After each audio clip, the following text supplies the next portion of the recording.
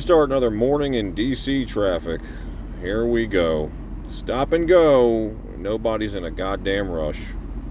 Alright, starting our morning out, 9:30 a.m. Yay. Can anybody guess the fault code? E995. Hook up to it with ET. What do we got for soot load? 118%. That's going to change here very soon. Another one of Cat's worthless tests, the soot loading sensor test with the attenuator cable installed. And it passes. No problem there. Moving on to the next step.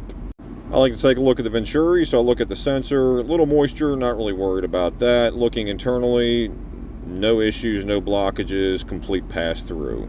Alright, quick cold start right here to see if there's any smoke at the downpipe. Nothing major there. Alright, next step right here is cutout test at low idle, and during the whole proceedings, you see no white smoke, no signs of an injector issue. Now, I'll run this test 3 times at low idle and 3 times at high idle as Cat recommends. Alright, this is at high idle, and at no point do I see a puff of smoke or anything. So at this point, I'm going to go ahead and call the injectors good. And again, did the test 3 times, and no smoke at all. Yet this thing has no problem reaching temperature. As you can see there, 790 degrees. Right there, nail in the coffin, something's wrong with these soot loading sensors. 142%, 800 degrees, 96% control in the EGR, back pressure valve, and not dropping soot at all. Come on. Come on. Alright, so before anybody asks, everything in the EGR system has been replaced or cleaned out. The DPS is fairly new, and everything leading to this point has given us the runaround. Turbo's been replaced, everything. I mean, essentially, if you look at pressures, the EGR inlet and differential, they're aces. Everything's working fine in the EGR system. We're stuck down at this point where the system itself doesn't know what actual soot load is, so it doesn't know how to properly burn. All right, 9:50 M. Tilt position rotary issue. So, signal side, registering as an open. Full connection.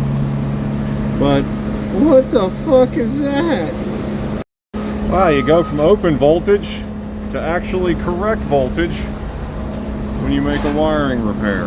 Holy shit. Alright, starting the morning out, we're going to replace you and your little fucking friends and see where it goes. Well, one of these has had a really bad day, and the other one looks like a fresh day out the box.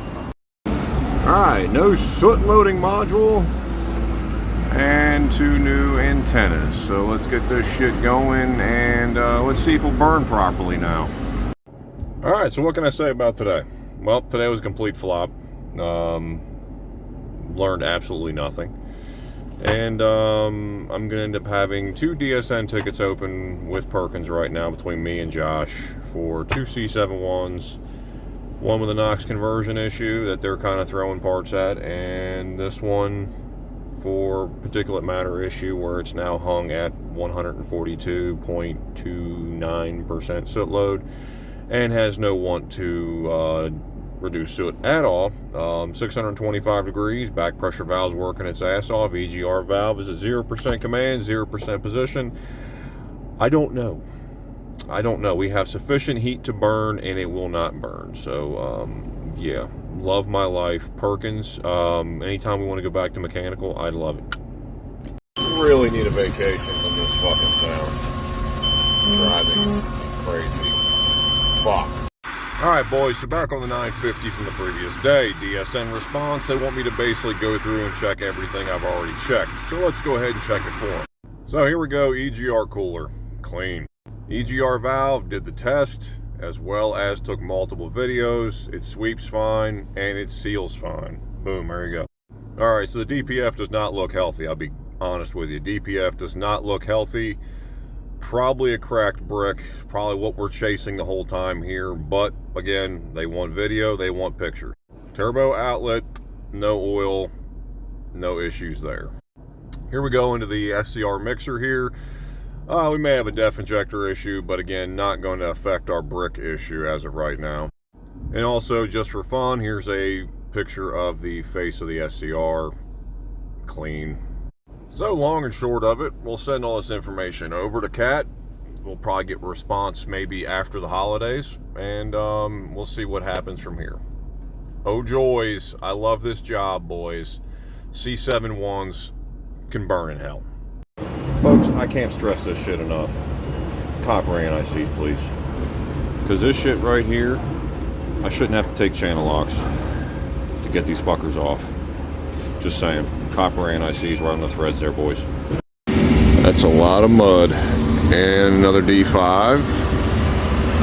Got DSM response back on this one. This was the one from a while back with the NOx conversion issue, NOx efficiency issue. They want us to throw a manifold at it as far as the NRS manifold. So we're going to go and give that a shot, and we'll see how this shit goes.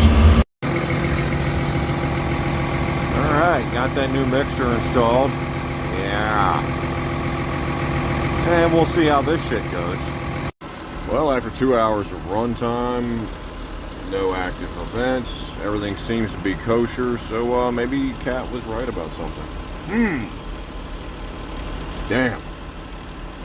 On to the next one, boys. Worse? How could they get any worse? Take a look around you, Ellen. We're at the threshold of hell. Alright, so the customer sends me this video of a 340 Next Gen with quote-unquote excessive blow-by, low hours, and grainy-ass iPhone video, but